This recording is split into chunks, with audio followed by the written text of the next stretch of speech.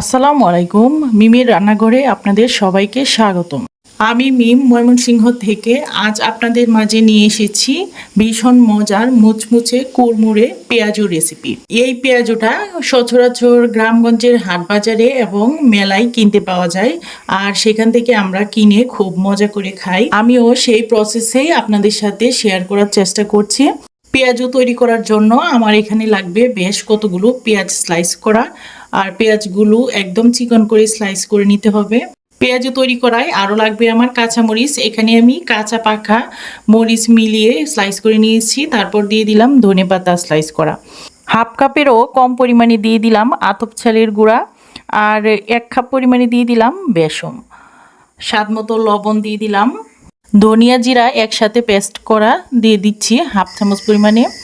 আদা এবং রসুন একসাথে পেস্ট করা হাফ চামচ পরিমাণে দিয়ে দিচ্ছি মরিচের গুঁড়া। মরিচের গুঁড়াটা আপনাদের টেস্ট অনুযায়ী দিয়ে দিবেন, যেহেতু এখানে কাঁচা মরিচ ইউজ করা হয়েছে, আমি আমার টেস্ট মতো ইউজ করেছি।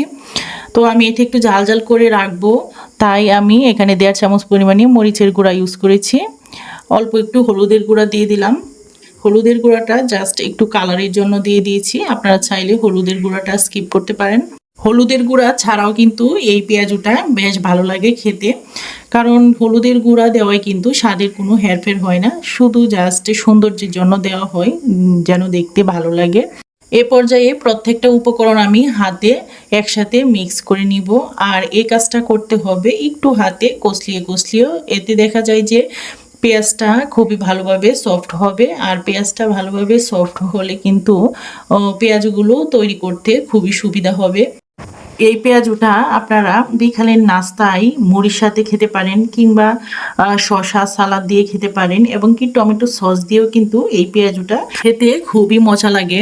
যখন স্পাইসি এবং ক্রিস্পি খাবার খেতে ইচ্ছে করে, তখন কিন্তু আপনারা অনায়াসেই এই রেসিপিটা তৈরি করে নিতে পারেন। এভাবে পেঁয়াজু তৈরি করতে খুবই সহজ, আর খুবই সহজভাবেই আপনাদের সামনে উপস্থাপন করার চেষ্টা করছি। এই তো স্ক্রিনে দেখানো নিয়ম অনুযায়ী আমি পেঁয়াজগুলো তৈরি করে নিয়েছি। এখন চুলায় কড়াই বসিয়ে দিয়েছিলাম আমি আগে থেকেই, তেলটা গরম হয়ে এসেছে। এ পর্যায়ে এক এক করে পেঁয়াজগুলো দিয়ে দিব। পেঁয়াজগুলো ভাজার সময় অবশ্যই চুলার আঁচটা মিডিয়াম হিটে রাখতে হবে। মিডিয়াম হিটে রেখে এই পেঁয়াজগুলো যদি ভাজেন, তাহলে ভিতর থেকে কিন্তু একদম ক্রিস্পি হয়ে আসবে, যেটা খেতে খুবই ভালো লাগবে এবং কি একদম মুচমুচে।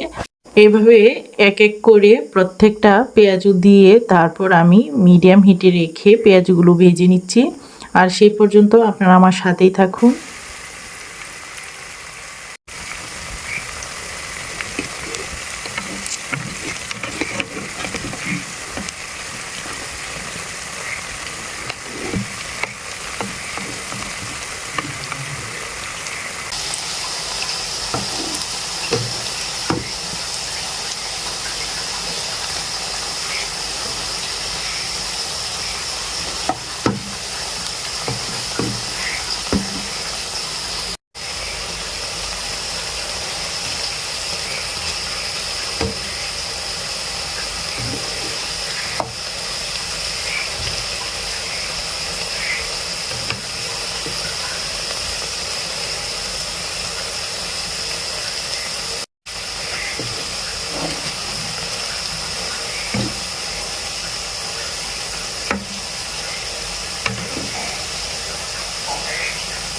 এই তো পেঁয়াজগুলোর এক পিসটা হয়ে গেলে অপর পিসটা আবার উল্টিয়ে দিব, এতে পেঁয়াজগুলো সমানভাবে ভাজা হবে।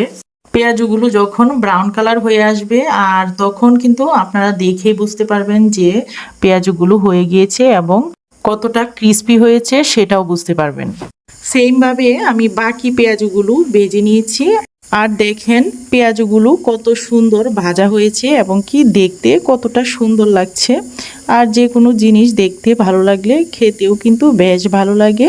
আপনাদেরকে একটা পেঁয়াজু ভেঙে দেখাচ্ছি। এই তো দেখুন উপর দিয়ে কতটা ক্রিস্পি হয়েছে এবং ভিতরটা কিন্তু একদম সফট। তো বন্ধুরা, আজকের পেঁয়াজুর রেসিপিটা কেমন লাগলো কমেন্ট করে জানাবেন, আর ভালো লাগলে ফ্রেন্ডস ফ্যামিলির সাথে শেয়ার করে দিবেন। আর যদি বেশি ভালো লেগে যায়, তাহলে আমার চ্যানেলটাকে সাবস্ক্রাইব করে আমার সাথেই থেকে যেতে পারেন। যারা ফেসবুক পেজ থেকে দেখছেন তারা পেজটাকে ফলো দিয়ে রাখবেন, তাহলে আমার নিত্য নতুন ভিডিও যখনই ছাড়বো আপনারা খুব সহজেই পেয়ে যাবেন। ভালো থাকবেন সবাই, সুস্থ থাকবেন। আল্লাহ হাফেজ।